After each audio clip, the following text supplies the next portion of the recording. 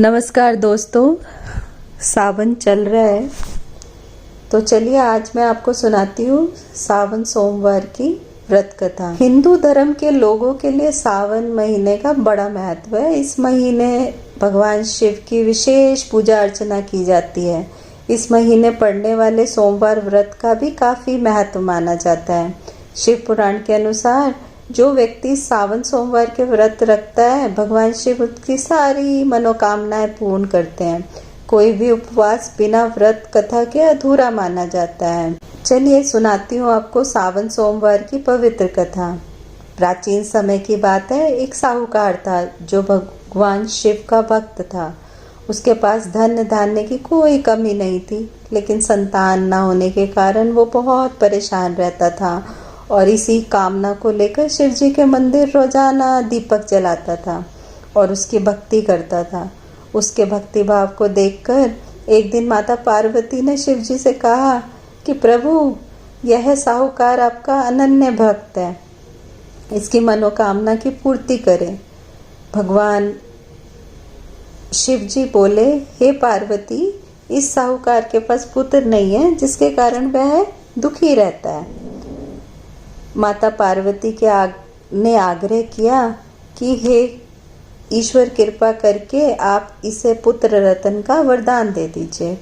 तब भोलेनाथ ने कहा, हे पार्वती, इसके भाग्य में पुत्र का योग नहीं है। ऐसे में अगर इसे पुत्र प्राप्ति का वरदान मिल भी जाए तो उसका पुत्र केवल 12 वर्ष तक ही जीवित रहेगा। यह सुनने के बाद भी माता पार्वती ने भगवान शिव से साहूकार को पुत्र का वरदान देने के लिए आग्रह किया। माता के बार बार कहने से भोलेनाथ ने साहूकार को पुत्र का वरदान दे दिया, लेकिन साथ ही यह भी बता दिया कि वह पुत्र केवल 12 वर्ष तक ही जीवित रहेगा। साहूकार ने सारी बात सुनी, इसलिए उसे ना तो खुशी हुई ना तो दुख हुआ। वह जब भी पहले की तरह ही भोलेनाथ की पूजा अर्चना करता रहा। भगवान शिव के आशीर्वाद से साहूकार को सुंदर से बालक की प्राप्ति हुई। परिवार में खूब हर्षोल्लास मनाया गया, लेकिन साहूकार ने बालक की 12 वर्ष की आयु का जिक्र किसी से भी नहीं किया। जब बालक 11 वर्ष का हो गया, तब एक दिन साहूकार की सेठानी ने बालक के विवाह की इच्छा जताई। तब साहूकार ने कहा वह अभी बालक को पढ़ने के लिए काशी जी भेजेगा। साहूकार ने बालक के मामा जी को बुलाया और कहा कि इसे काशी पढ़ने के लिए ले जाओ और रास्ते में जहाँ जहाँ रुकना वहाँ यज्ञ करते और ब्राह्मणों को भोजन कराते हुए आगे बढ़ना। साहूकार की आज्ञा का पालन करते हुए बालक के मामा ने ऐसे ही किया। मार्ग पे आगे बढ़ते हुए वो दोनों ऐसी जगह पे पहुंचे जहाँ राजकुमारी का विवाह था। जिससे राजकुमारी का विवाह होना था वह एक आंख से काना था। लड़के के पिता की नज़र अति सुंदर साहूकार के बेटे पर पड़ी। उसके मन में आया कि क्यों न इसे ही घोड़ी पर बिठाकर शादी का कार्य संपन्न करा लिया जाए। तो उन्होंने साहूकार के बेटे के मामा से बात की और कहा इसके बदले में वे अथाह धन देंगे, जिस पर वे राजी हो गए। इसके बाद साहूकार का बेटा विवाह की बेदी पर बैठ गया और जब विवाह हो गया तो उन्हें जाने से पहले राजकुमारी की चुन्नी के पल्ले पर लिखा कि तेरा विवाह तो मेरे साथ हुआ है, लेकिन जिस राजकुमार के साथ तुझे भेजेंगे वह तो एक आंख से काना है। तब राजकुमारी ने अपनी चुनरी पर यह लिखा हुआ पाया तो उसने राजकुमार के साथ जाने से मना कर दिया। बारात वापस लौट गई।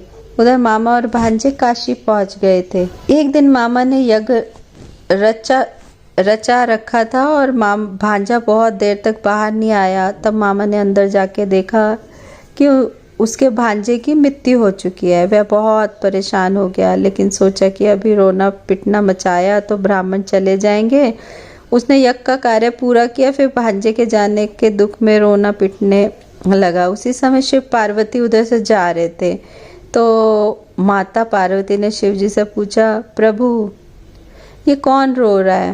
तभी उन्हें इस बात का पता चला कि ये तो साहूकार का पुत्र है, जिसकी केवल 12 वर्ष तक की आयु थी।